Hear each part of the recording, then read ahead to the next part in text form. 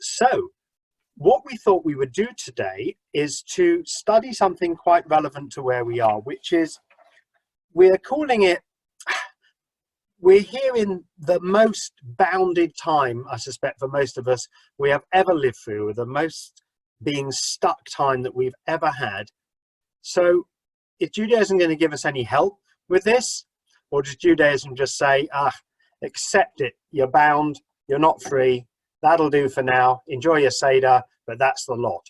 So the way we're going to do it is Rabbi Greg's going to teach for a few minutes on text which he's put together, and then I'm going to do the same, and then we're going to argue. We're going to argue across continents, because Jews don't have to talk nicely to each other all the time, as long as they argue for the sake of heaven. So let me now unmute Greg, pop him to the front of the pictures, and I look forward to learning with you, Greg.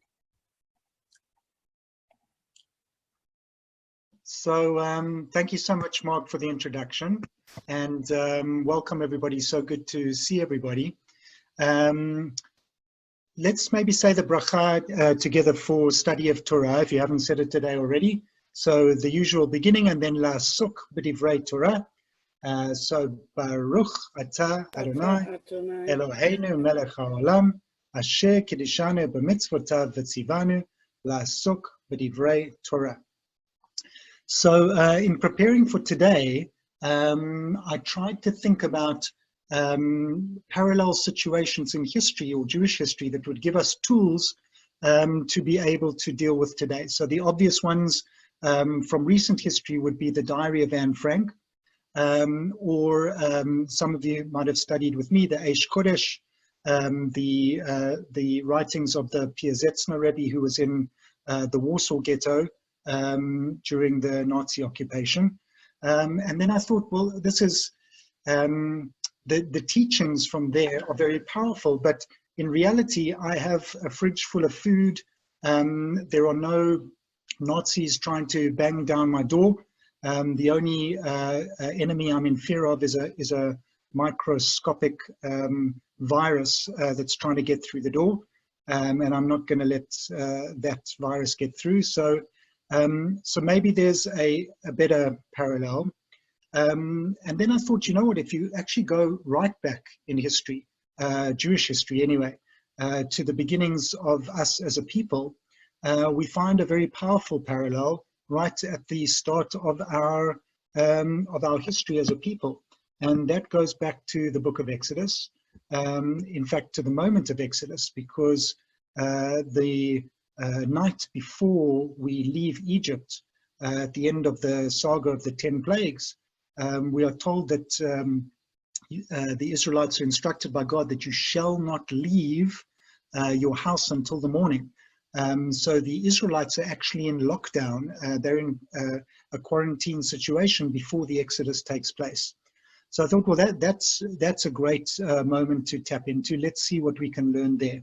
So I wanted to start our study together with a couple of texts. The first is the ninth plague, the plague of darkness. Of course, the last three plagues are all about darkness in some way. You have the locusts covering the earth and eating up all the crops. You have darkness literally, and then you have the darkness of the death of the firstborn. But let's look at the language that comes in the Torah. So I hope that you can all see the document that I'm sharing now. If you can't see, just sort of wave, but otherwise you should see on your screens the source text that I'm showing you. And the first one at the top is from the book of Exodus. So here is the description of the ninth plague.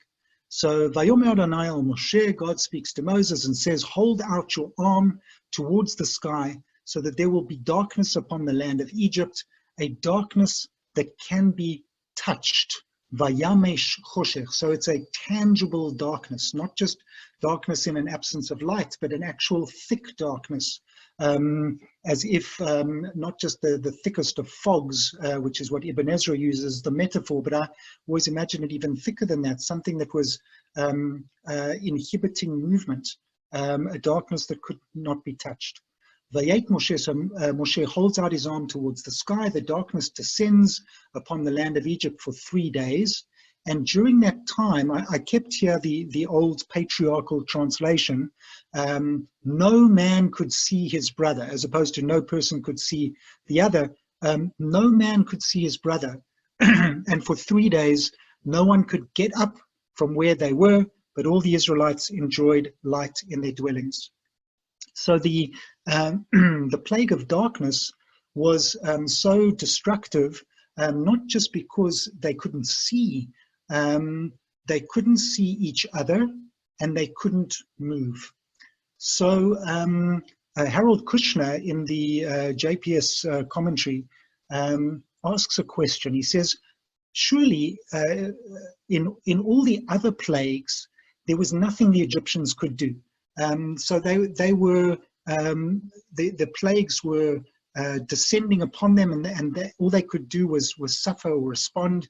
In this case, surely all they have to do was light a candle. All they have to do was turn on the light, so to speak. And then what's the big chap about a plague of darkness? But the clue comes in the language, lo ra'u ish et achiv, that no person could see the other, no person could see their brother.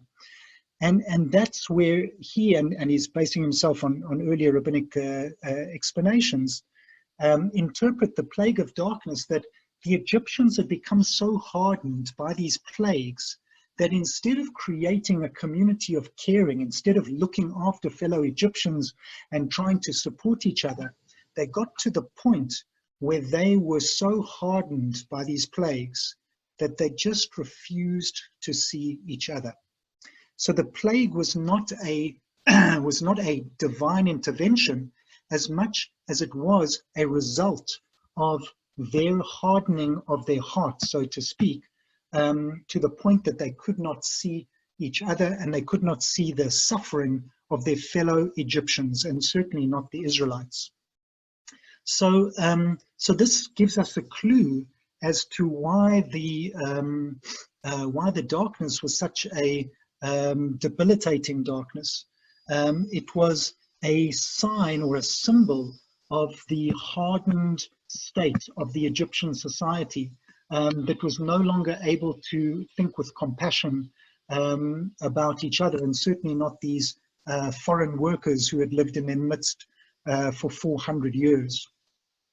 So, the words of Harold Kushner there that I've paraphrased, perhaps the Egyptians were depressed by the series of calamities that had struck them, or by the realization of how much their own comfort depended on the enslavement of others. The person who cannot see his, again I apologize for the gender, a person who cannot see his neighbor is incapable of spiritual growth, incapable of rising from where he is currently. And Kushner suggests that we look at a piece of Talmud that many of you may have studied before with Rabbi Mark, or here in Cape Town, from the Masechet Brachot, from the tractate that deals with blessings. And here they are discussing the Shema, which everybody knows is said in the evening and it's said in the morning. And here they're discussing the Shema in the morning. And the question is, what time is morning? When can we say the morning Shema? What is the earliest time that one can say it? And for that, we need to know when morning is. What is the time that we calculate that the day has begun? And we can say the morning Shema. So if you're following along on your source sheets, you'll be able to see the text from Brachot that says Tanya. So it says this was taught in a Breita, from the same period as the Mishnah 2,000 years ago.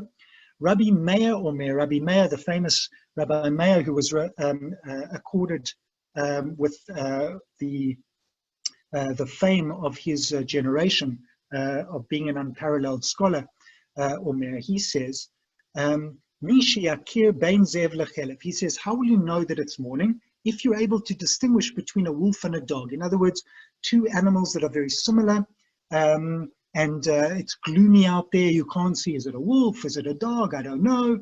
But if you can distinguish, oh, it's a wolf, then you know the day has begun, we can say the Shema. Rabbi Akiva brings even a more subtle distinction.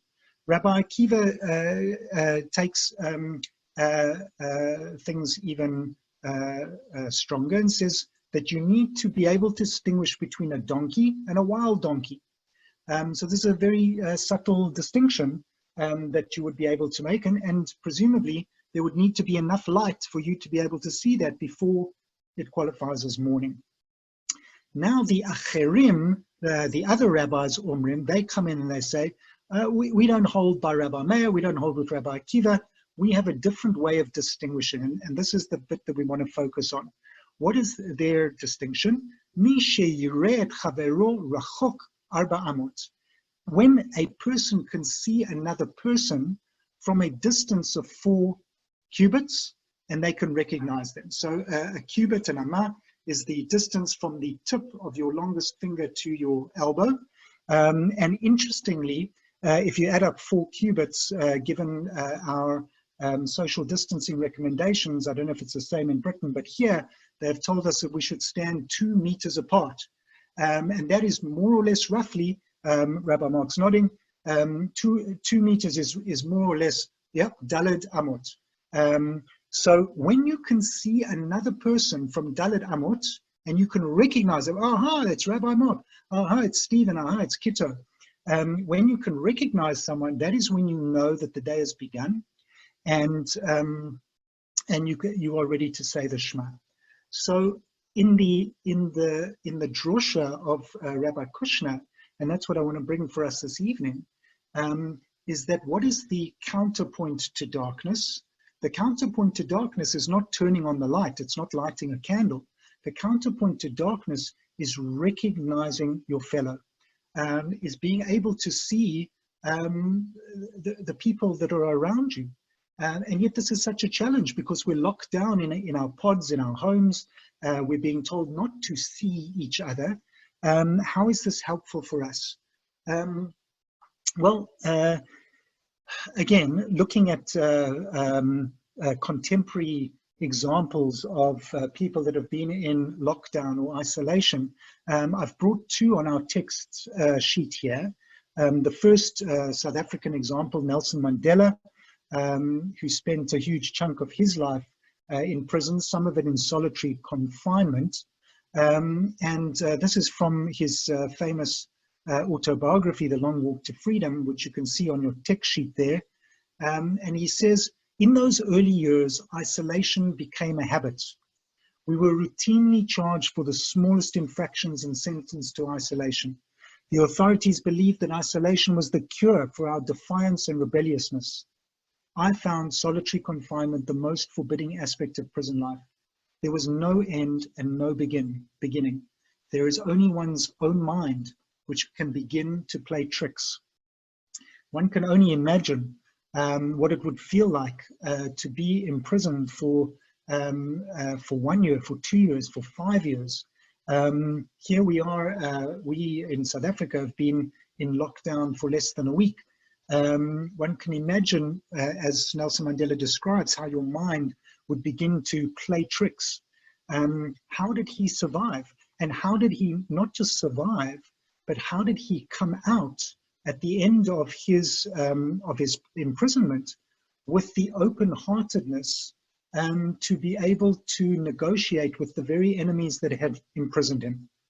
And the answer for those who've read the book or know about Mandela is that he, in these dire circumstances, he networked with the other prisoners in the prison, and he even created relationships with the guards, with the prison guards who were responsible for his imprisonment. He created relationships with them, always with a vision that he would be able to eventually walk out of his imprisonment, his confinement, and live a normal life to further the political goals that he had set into process before his imprisonment. The second text that I brought, Mandela was not a religious person, a very inspirational figure, but most of us are familiar with the work of Martin Luther King Jr., who was a clergyman, a preacher, and who spent, again, many days and weeks in confinement. This one from his autobiography, from Birmingham jail, a horrible and nasty place to be in 1960s America. And he says these words: "I had never been in solitary confinement, although physically he had." He says, despite being in solitary confinement, I had never been in solitary confinement. Why? God's companionship does not stop at the door of a jail cell. I don't know whether the sun was shining at that moment, but I do know that once again I could see the light. So I think taking the examples of these two inspirational historical figures and taking the teachings of the Talmud, we could say that the greatest tool that we can have now for this time is to envision the walls, the physical walls that we have around us as permeable. And the way to get past those walls is to use the technology that we are blessed with, that allows us all to study this shiur together, thank God, to be able to connect with our fellows, to reach out to them, those who are our friends and members of our community, and those that are people that need a friendly connection or some help, whether it is with shopping or just to schmooze a bit of time on the phone that we could share with them. And then internally for us, to use the teachings of Martin Luther King, to remember that we are never alone. And we don't even need, we have a much more ancient technology than Zoom to be able to connect with what is greater than ourselves, whether you call that God or whatever it is that you name it. This ancient technology is prayer, is meditation, is looking inward in order to go outward beyond the limits of our confinement. And these are the tools that will help us at this time. So I'm going to stop my share now, and I'm going to pass over to Rabbi Mark. And excellent, thank you very much. So I'm going to take a bit of a different tack to Greg. Although in some ways I'm picking up from where we left off at the end, which is what is real freedom. I'm really feeling it. We are stuck in the house. I can't go places I normally go. We in Britain have been in lockdown since Monday. We've been doing it in a kind of British way, which is basically by gardening a lot, if you have a garden. And we've been doing it by standing politely in queues when we go out to shop. And there's a huge change out there, that's for sure. And we did it on last Thursday night by all standing on our doorsteps and clapping for the NHS as a thank you for the people who are looking after us. What is freedom?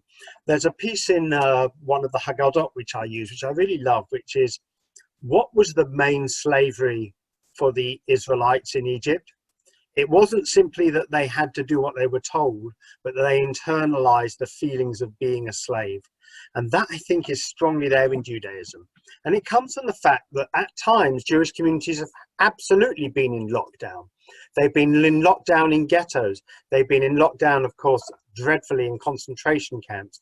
There have been other times we haven't been able to be free and go and do what we want to do and what we have a right to do. So that's where these texts come from. My first one is from Mishneh Avot, from 2,000 years ago.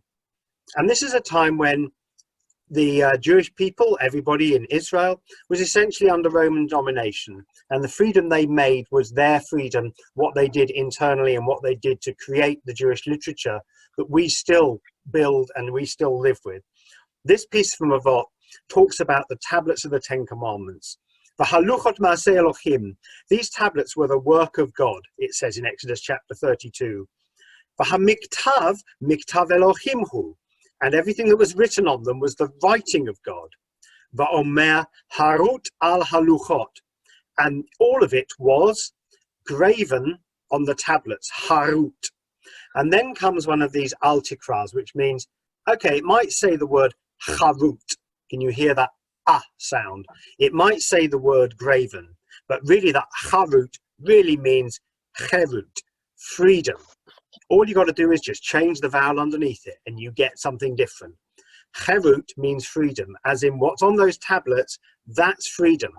Because ein lacha ben horin, nobody is a ben horin, nobody is somebody who is free. You'll know that maybe that song, V'lo ata ben horin lehibatel mimenu, that nobody is free from anything unless they are free in themselves. There's nobody who is free except for somebody who occupies themselves with the study of Torah, Talmud Torah.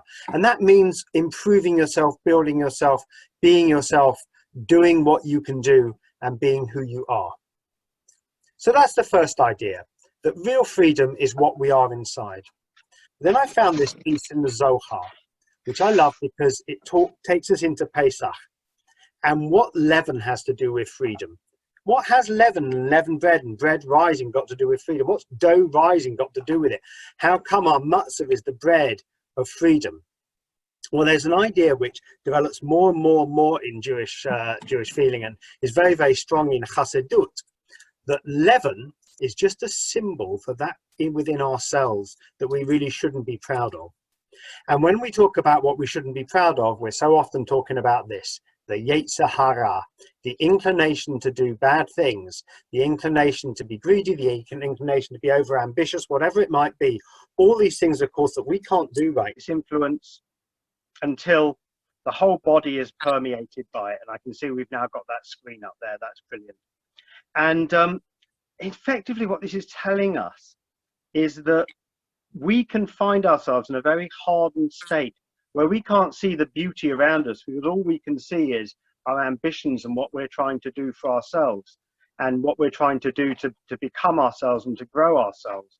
So I wonder whether that's what's going on sometimes in ourselves when we are trying to become better people and can't manage it. But strangely, in these times when we're having to deal with such difficulties, perhaps that's when we lose this time of ourselves, and we're not so much trying to be people who can succeed, but this time forces us just to look after ourselves and do nothing else. Finally, let me move to the words of Judah HaLevi. And Judah HaLevi was the poet of 12th century Spain, who talks much about the same idea, that we're only slaves and therefore bound if we're bound to others, if we're bound to other things that have nothing to do with the making in life.